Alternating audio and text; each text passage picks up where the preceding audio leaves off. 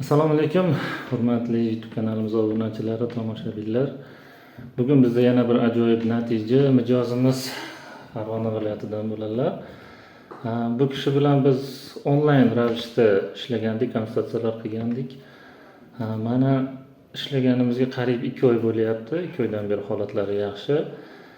Bugun ham o'zlaridagi holatni aytib, sizga o'xshagan kasallarga, bemorlarga motivatsiya berish uchun ham o'zlarini ozgina niyat qilgan sovg'alari bor ekan, shuni bergani kelishgan ekan.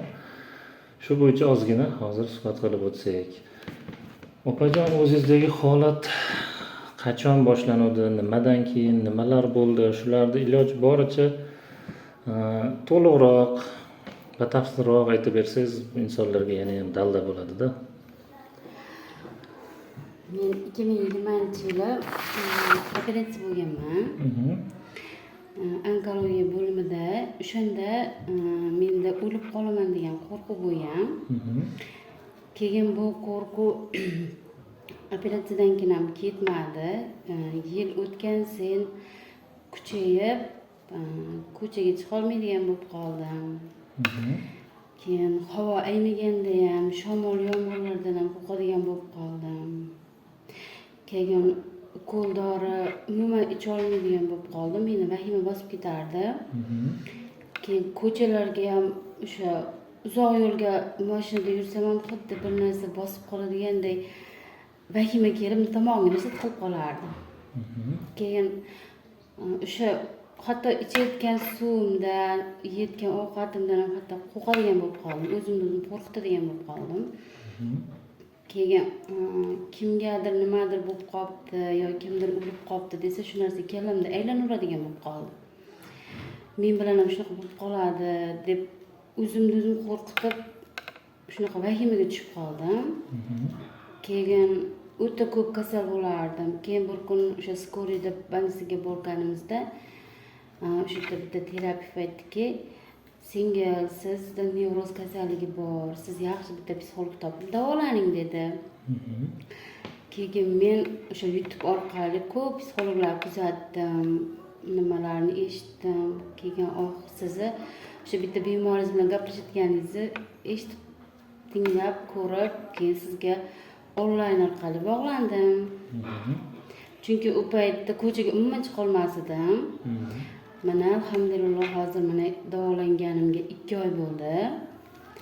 Mana o'zim hozir bemalol siz oldingizga ko'chada mashinalardan o'tib, yo'llardan o'tib, qo'rqmasdan keldim. 50-60 kilometr masofadan o'zingiz bemalol keldingiz, a? O'zim bemalol keldim. Bozorlarga umuman bora olmasdim. To'y ma'rakalarga umuman qatnasha olmasdim. Hozir bemalol boradigan bo'lib, bemalol sayohatlarga ham chiqyapsiz. Ko'pchilik ichida bemalol o'tiribsiz, a? Bemalol. Gaplarga borolmayman dedingiz.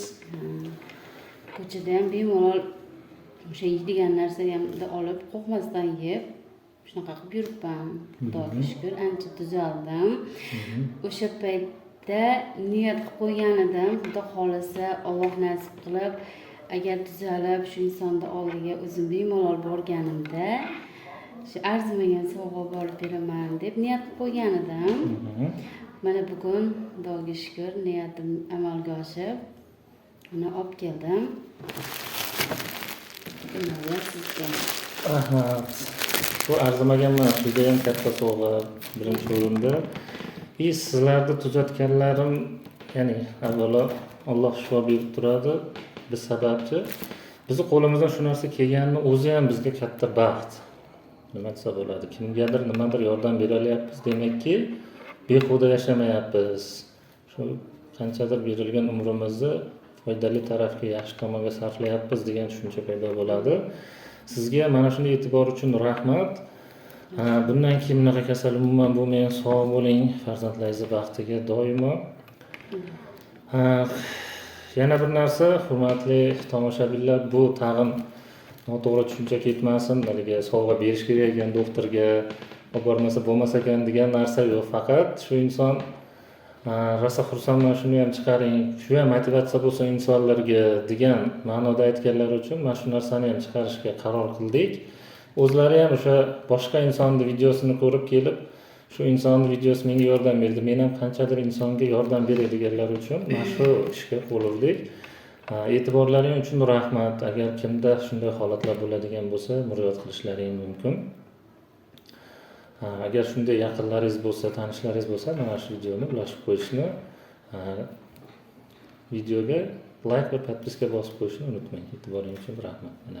Oh Allah the Almighty, Allahu Allah, protect me and guide me, Allahu Allah, oh to your love and mercy, Allahu Allah, Ya Allah.